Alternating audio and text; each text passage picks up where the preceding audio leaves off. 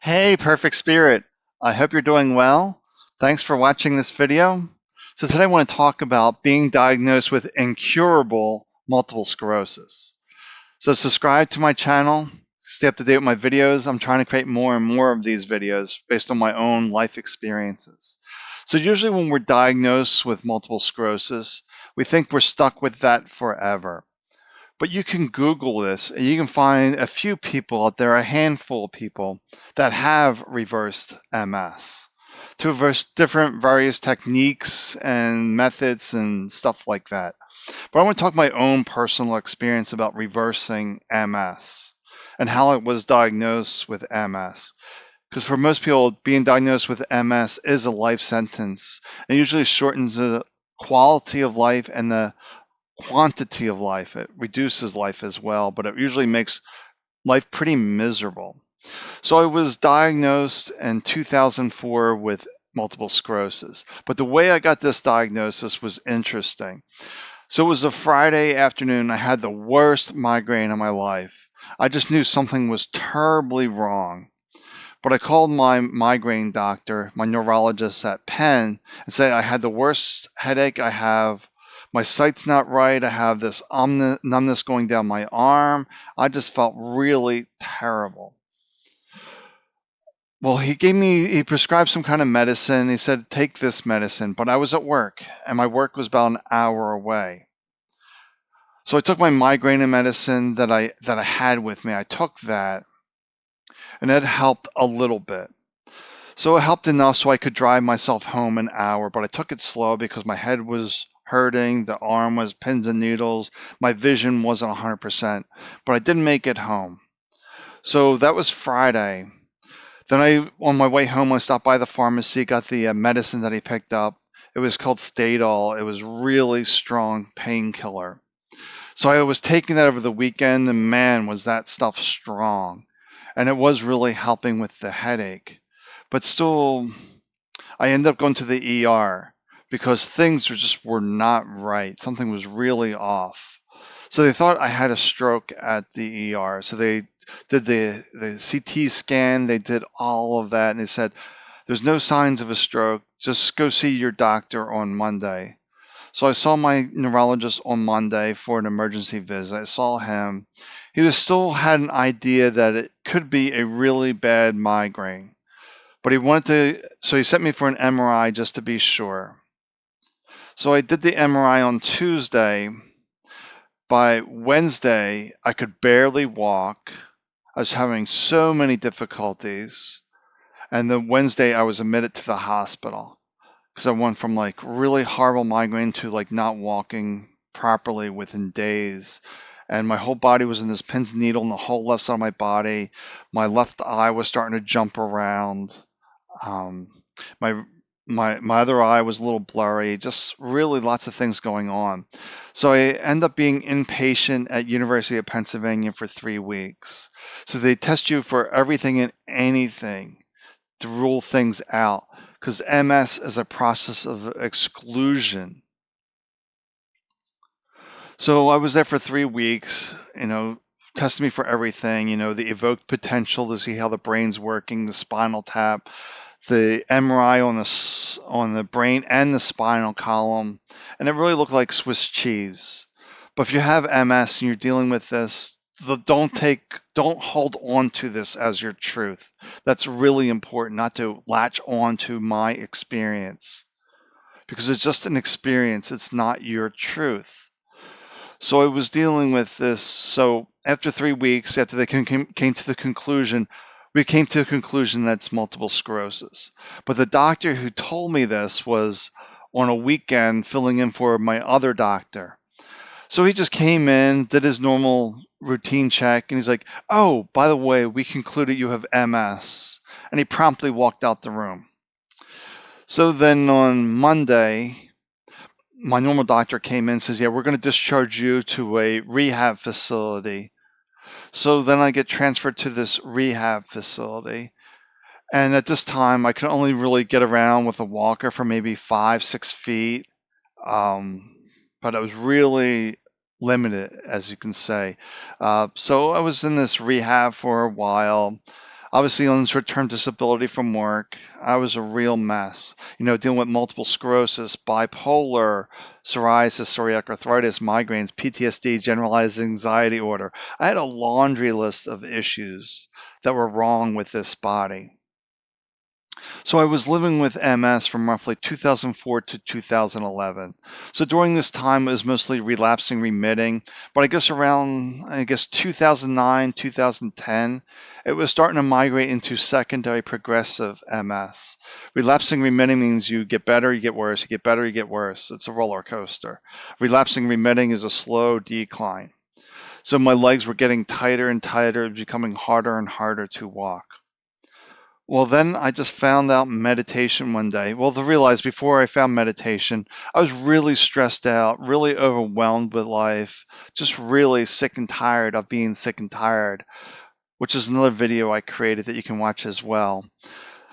So I found meditation, discovered I wasn't all this head trash, all this stories, but I was never focused on healing MS because that was too big a leap for my mind. It couldn't accept the fact that I could, in fact, heal MS and reverse MS. It was too big of a leap for the mind, so that wasn't even a consideration. I just wanted inner peace. I really wanted inner peace. I was just so stressed out. But I had a very simple practice, 5 minutes a day.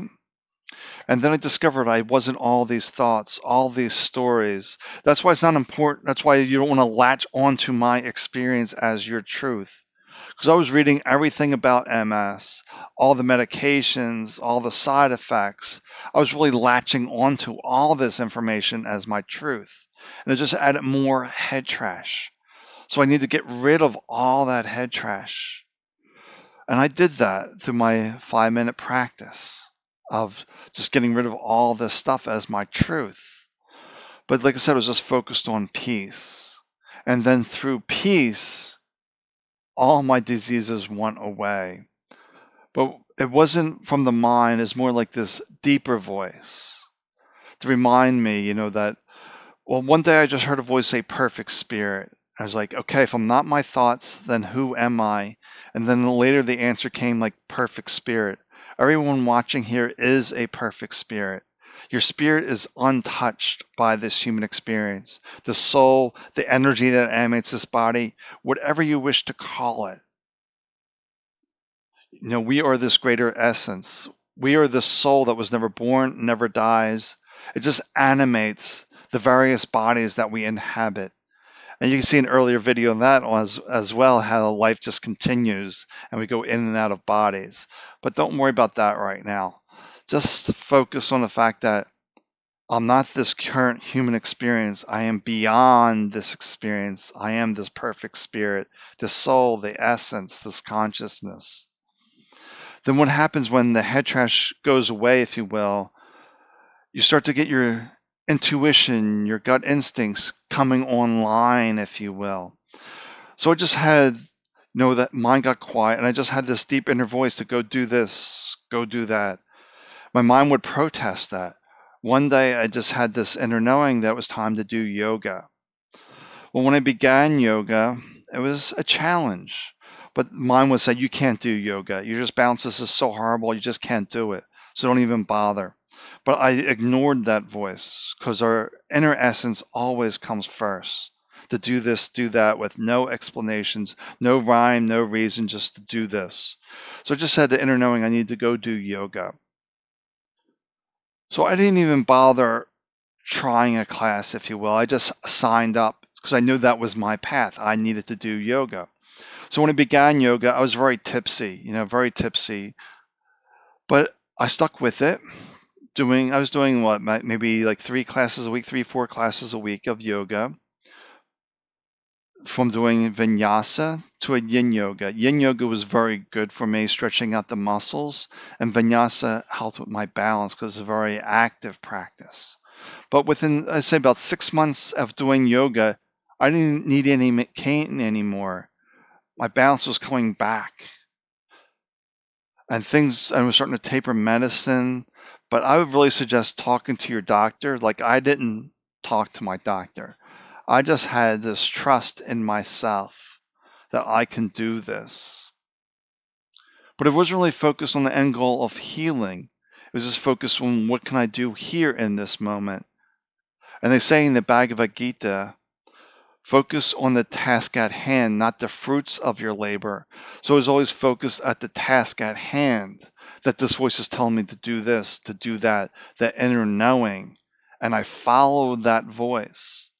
Then within 16 months of that voice coming online, all my diseases away. No signs of MS today. Last time I saw my neurologist, he was really surprised because it was about, I was about a year into this process and I wasn't seeing him that much because I was just following my own inner knower. So when he saw me, he was really surprised. He saw my blood work. He's like, well, your blood work is cleaner. Your blood work is better than my blood work. Your scans are clean.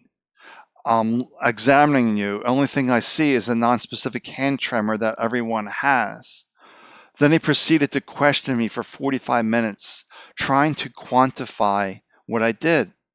But we have to realize miracles don't follow the natural laws of physics, of science, of all this data that we're being taught, because it's all head trash. That we're spiritual beings that inhabit this body, and this spirit knows the best way for us. So we just need to get rid of the head trash and march to our own drummer, if you will. If you need help with this, you can reach out. All my healing sessions, if you will, are by donation. I don't have any fixed fees. I do dissolving events every 2 weeks, dissolving this head trash, where I'm not having you do this or that. I'm just merging in consciousness with you, if you could say. And then it's a very active practice where I'm sending this energy to you. I can't really explain it, how this came about, but I was never really a spiritual person. I was always stuck in the traditional medicine mindset, doctor's medicine, doctor's medicine. But that's not what turned things around for me. So you can check out my website to see when my next event is, or if you want to schedule a session. I don't charge fees. I just do donations to realize there's no lack in the universe. All right. Well, take good care of yourself. That's a lot of information there. Watch it back again. Reach out if I can help you in some way. Take good care of yourself. Remember, you are a perfect spirit.